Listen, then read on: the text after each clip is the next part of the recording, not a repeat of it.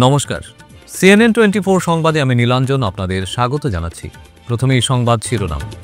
কালাইন রাতাছড়া গেটে ভয়াবহ সড়ক দুর্ঘটনায় প্রাণ হারালেন 3 ব্যক্তি, আহত 2। মকর সংক্রান্তি উপলক্ষে কাশীপুর চা বাগানের ভৈরব মন্দিরের মেলায় উপচে পড়া ভিড়। মণিপুরে অপহৃত কাছাড়ের 2 চালক, পরিবারের পাশে দাঁড়ালো শিলচর ট্রাক চালক সংস্থা। লক্ষ্মীপুরে মকর সংক্রান্তি এবং ভোগালী বিহু উপলক্ষে মিলন মেলা সম্পন্ন। হাতিখিরা হাসপাতালের নৈশ প্রহরী খুন, আটক 1, সড়ক অবরোধ জনতার। এবারে সংবাদ বিস্তারিত। কালাইনে রাতাছড়া গেটে ভয়াবহ সড়ক দুর্ঘটনায় প্রাণ হারালেন 3 ব্যক্তি। দেখুন এক বিশেষ রিপোর্ট। ভয়ঙ্কর দুর্ঘটনা ঘটে গেল কালাইনে। মঙ্গলবার রাতে কালাইন রাতাছড়া গেটের পাশে নিয়ন্ত্রণ হারিয়ে একটি যাত্রীবাহী সুমো খাদে পড়লে চালক সহ 3 জন প্রাণ হারিয়েছেন। জানা যাচ্ছে, গুয়াহাটি থেকে আইজলের উদ্দেশ্যে যাওয়ার পথে ভয়ঙ্কর দুর্ঘটনার কবলে পড়ে যাত্রীবাহী সুমোটি। দুর্ঘটনায় আহত হয়েছেন আরও 2 যাত্রী। তাদের মেঘালয়ের উইংকিয়াম হাসপাতালে নিয়ে যাওয়া হয়েছে। দুর্ঘটনার পর পুলিশ ও বিএসএফ জওয়ানেরা উদ্ধার কার্যে নেমেছেন। নিহত চালকের পরিচয় পাওয়া গেলেও বাকি 2 যাত্রীর পরিচয় এখনও মেলেনি। নিহত চালক সোনাবাড়িঘাট 2য় খণ্ডের জাবির হোসেন চৌধুরী। মৃত নাসিম তিতির চৌধুরীর 2য় ছেলে। নাসিম সুমোর মালিক। Bureau report, CNN 24 news.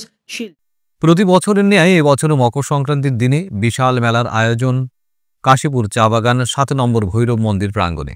হাজার হাজার দর্শনার্থীদের উপচে পড়া ভিড়। গতকাল 14 জানুয়ারি মঙ্গলবার শিলচর শহর সংলগ্ন কাশীপুর চা বাগান 7 নম্বর ভৈরব মন্দির প্রাঙ্গণে বিশাল মেলার আয়োজন করা হয়েছে। এই মেলায় 2 দিন ব্যাপী চলতে থাকে। এই মেলার প্রথম দিনে হাজার হাজার দর্শনার্থীদের উপচে পড়া ভিড় চোখে পড়ার মতো। এই ব্যাপারে মেলা কমিটির সচিব রাজেন্দ্র বারুই কি বলছেন, আসুন একটু বিস্তারিত শুনে নেই। এখানে আজকে যে উৎসব চলছে, এটা মকর সংক্রান্তির উৎসব। এটা প্রতি বছরই হয়। মকর সংক্রান্তির দিন এখানে হাজার হাজার মানুষ আগমনে হইয়া থাকে, আর বহুত ভিড়ও হয়। আপনি নিজে দেখতে আসেন, ভক্তবৃন্দ অনেক এখানে আছে। আর এখনও নিচে প্রায় 2 দিন এখানে প্রোগ্রাম হয়। 2 দিনে বহুত মানুষ এখানে জমা। মোটামুটি কত মানুষের সমাগম হয় এখানে? প্রায় 40-50 হাজারের উপরে হতে পারে, মিনিমাম 40-50। এখানে আপনাদের এখানে কি কি ব্যবস্থা আছে? এটা আমার ভৈরব মন্দির আছে, ভৈরব বাবা আর হনুমানজি আছে। ব্যবস্থা কি আছে এখানে? কোনো মেলা উৎসব হয় নাকি? মেলা উৎসব হয়, এটা সবে অবগত আছেন। এটা আজকে না, বহু পুরাণ। এটা ব্রিটিশ রাজ্য থেকে চলে আসছে। আজকে অবধি আমরা করছি। আর দেখা যায় কি ধীরে ধীরে বহুত এখানে ডেভেলপ হইতেছে। বিগত কতদিন থেকে আপনারা এই উৎসব চালিয়ে যাচ্ছেন? আমরা 2007 ইংরেজি থেকে এখানে মানে পরবর্তী আগে আসে, কিন্তু 2007 ইংরেজির পর থেকে আমরা এখানে এই সমাগমের ব্যবস্থা করেছি। আচ্ছা, শুনলাম নাকি এখানে বছরে 2 বার হয়, আর নাকি পয়লা বৈশাখে মণিপুরি সম্প্রদায়ের। হ্যাঁ, পয়লা বৈশাখ যে ফেস্টিভ্যাল, এটা মণিপুরি ফেস্টিভ্যাল হয়। এটাও খুব সুন্দর। এখানে এই দিন খালি মণিপুরেই থাকে খালি। তথাপি দেখা যায় কি আমাদের মানুষও, আমাদের আশেপাশের মানুষ এসে যায়, এখানে এসে ভিড় পুরা একটা মেলা হয়ে যায়।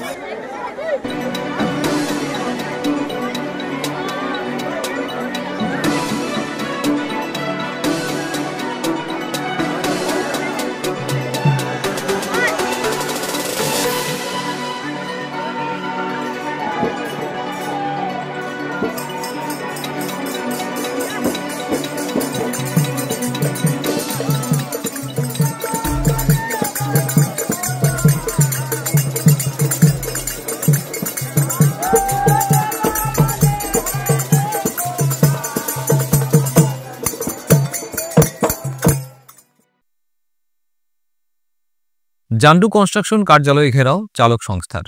গত 6 জানুয়ারি শিলচর থেকে সড়ক নির্মাণ সংস্থা জান্ডু কনস্ট্রাকশনের সামগ্রী নিয়ে রওনা দেওয়া 2টি 1618 ডাম্পার মণিপুরের পশ্চিম তেমেংলং এর মান্ডুতে সামগ্রী পৌঁছে ফেরার পথে ডাম্পার সহ নিখোঁজ হন 2 চালক। এরপর সেখানকার একটি উগ্র সংগঠন চালকদের পরিবারকে ফোনযোগে জানায় জান্ডু কনস্ট্রাকশনের সাথে কথা কইয়ে দিলে তারা উভয়কে ছেড়ে দেবে। গত বৃহস্পতিবার দুই চালকের পরিবার জান্ডু কনস্ট্রাকশনের ধলাইয়ের কাঠাকাল কার্যালয়ে বিষয়টি অবগত করাতে গেলে তাদের বাধার মুখে পড়তে হয়। রবিবার সেই পরিবারের পাশে দাঁড়ালো শিলচর ট্রাক চালক সংস্থা। দুপুর 11টা নাগাদ ধলাইয়ের কাঠাকাল স্থিত জান্ডু কনস্ট্রাকশনের কার্যালয়ে গিয়ে তারা আবারও চালকদের উদ্ধার জানিয়ে বিভিন্ন স্লোগান দিতে থাকেন। মণিপুরে যে আমাদের দুই ড্রাইভারকে অপহরণ করা আছে তাদের মুক্তি চাই, মুক্তি চাই, মুক্তি চাই। মণিপুর হুঁশিয়ার, হুঁশিয়ার, মণিপুর হুঁশিয়ার, মণিপুর হুঁশিয়ার। ড্রাইভার একটা, ড্রাইভার একটা, ড্রাইভার একটা।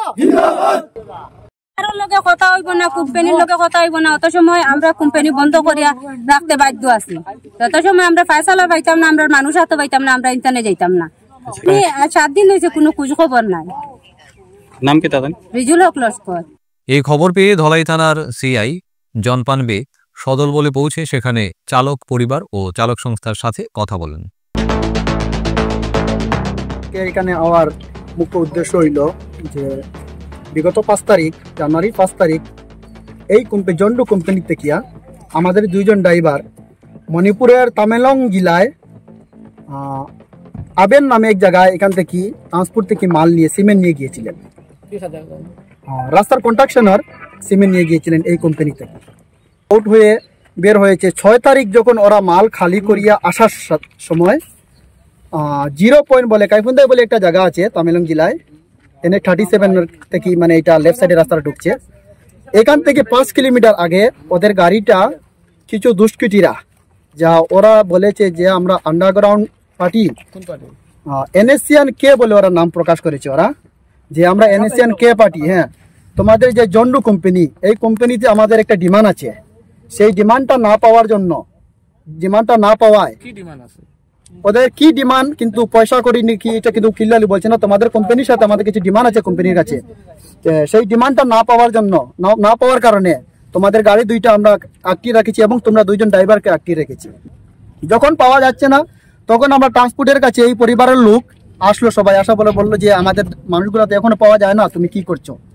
তখন ট্রান্সপোর্টার বললো ঠিক আছে আমি কোম্পানির সাথে কথা বলছি এবং তোমাদেরকে নিয়ে আমি সেই কোম্পানিতে যাচ্ছি বলে এই কোম্পানি এই জায়গাতে গত 8 তারিখে সব এই দুই পরিবারের লোক এখানে আসছিল এবং সাথে ট্রান্সপোর্টারও ছিল এবং এই গাড়ির ওনার হোসেন উনি সাথে নিয়ে বিতমদার সাথে নিয়ে ওখানে আসলো। আসার পরে যে এখানে প্রথম আমাদের যারা পাবলিক লোক এসেছিল দুই পরিবারের, ওদেরকে ভিতরে যাওয়া দেওয়া হয় না। তখন আমাদের ধলাই সাব ডিভিশনের আইসি স্যার একজন এসআই ওনার সাথে বাটালিয়ন টিম নিয়ে এসেছে।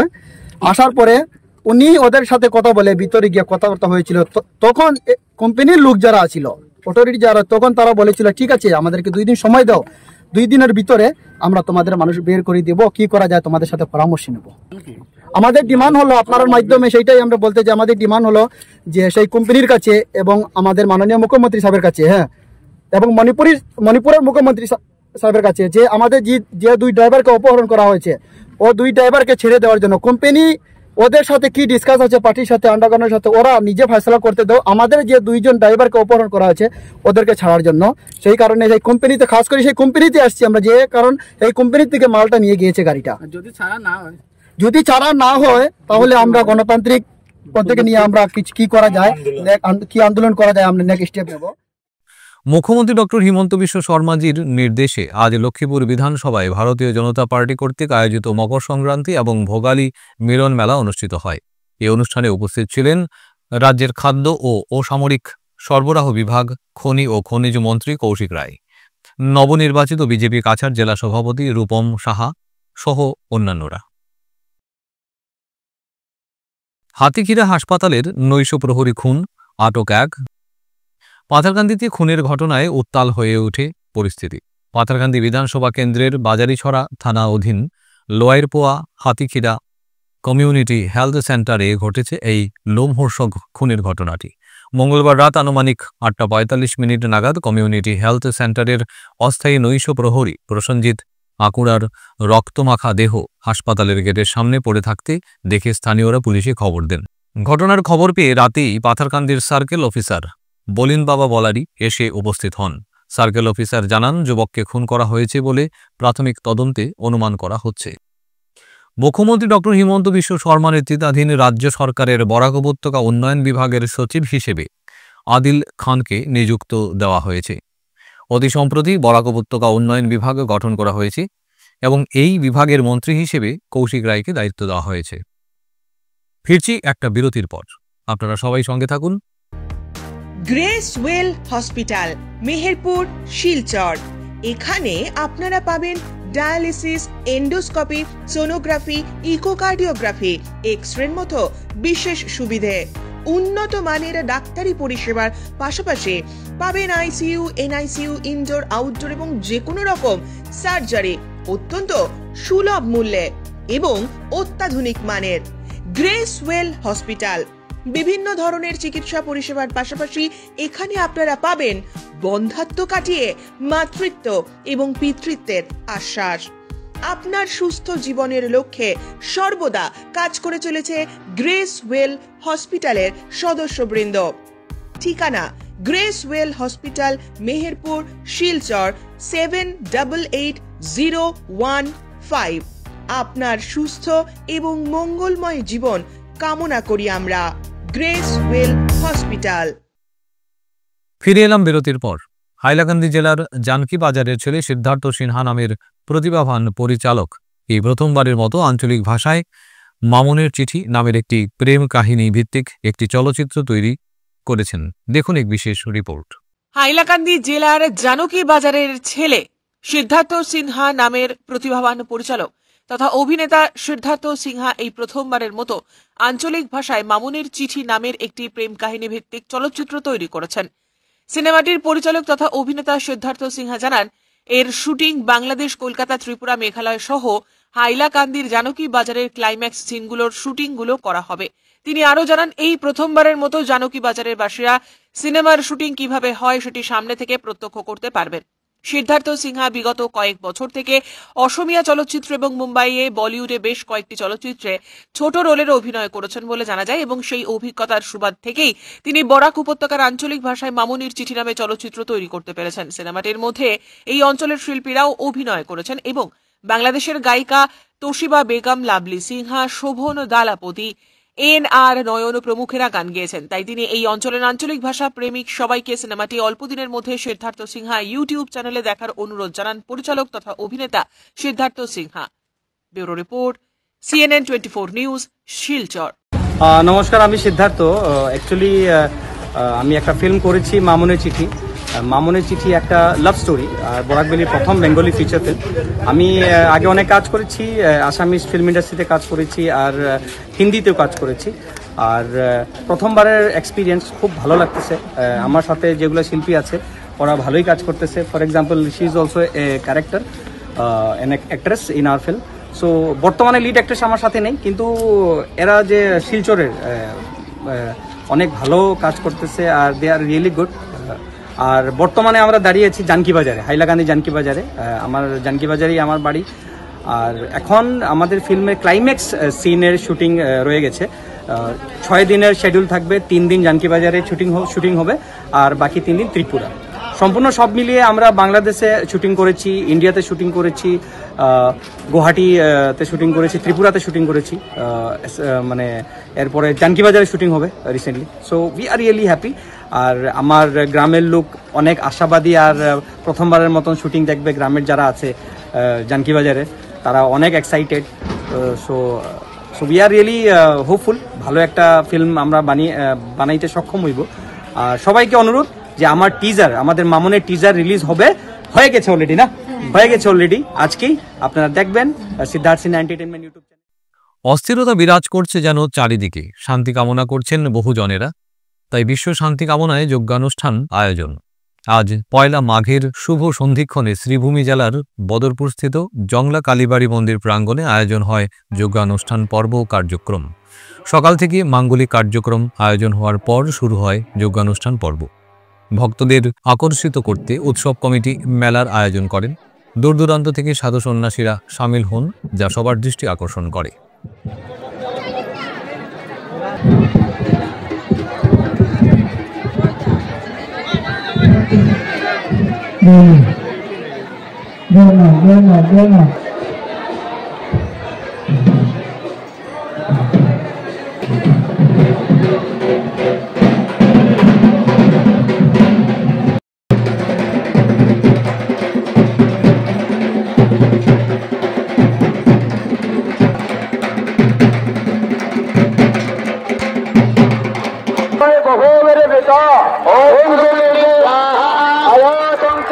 দৃষ্টা তৎসন্ন মত ভেষলাম যা শূন্যয় পুরোয় ভাষ ধরনে।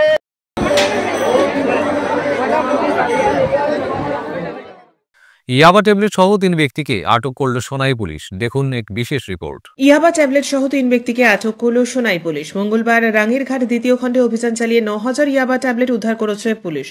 সোনাই থানার ওসি বিশ্বজিৎ নাথের নেতৃত্বে এই অভিযান চলে। অভিযানে আটক হওয়া 3 ব্যক্তি হলেন ধলাই কাকড়াখালের পবিন্দ্র রিয়াগ, যার বয়স 34, কচুদরম মোহন খালের বাহারুল ইসলাম লস্কর, বয়স 51, এবং কচুদরম সিমিদ নগরের প্রভাত বর্মন, বয়স 30।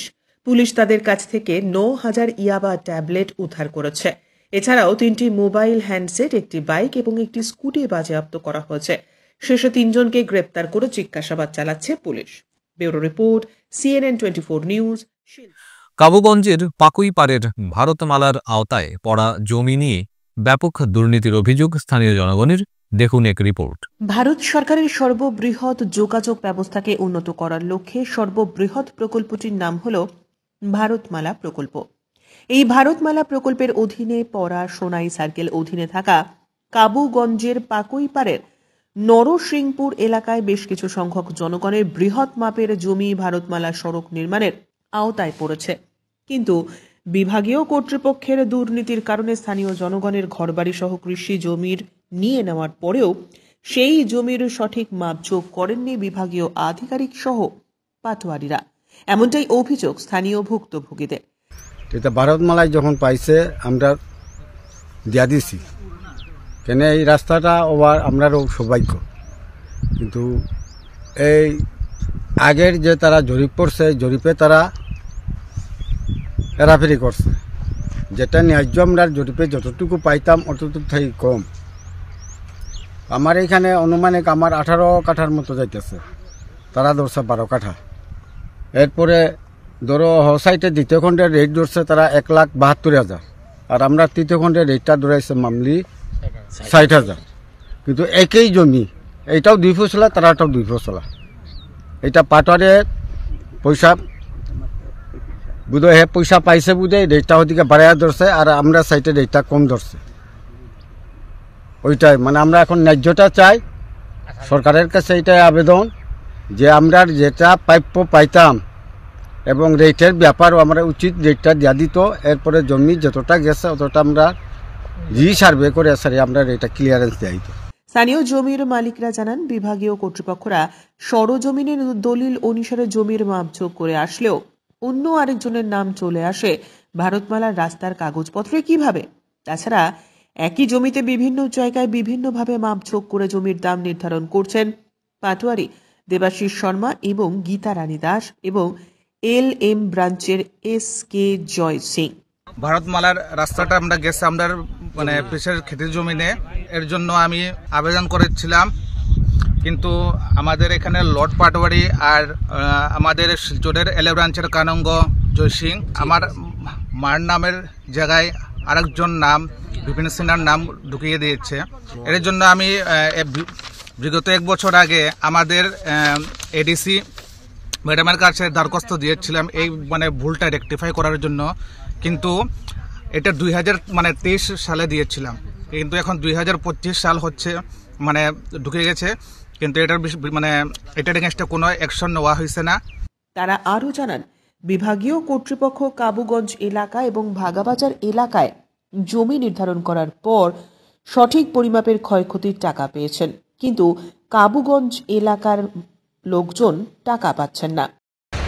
আমি মণিকান্ত সিংহ, আমি সৈনিকে 30 বছর চাকরি করে পেনশন বর্তমানে, কিন্তু এসে যে দেখলাম এইগুলা নিয়েই আমার চলতো, এইগুলাতে আমার এই ভারতমালায় রাস্তাটা নিয়ে গেল, এইটাতে ন্যায্য মূল্যও নাই, আর মানে আমার ইয়েটা সারিয়া অন্যকে দেওয়া হয়, যে ন্যায্য মূল্যও তারা দেয় না।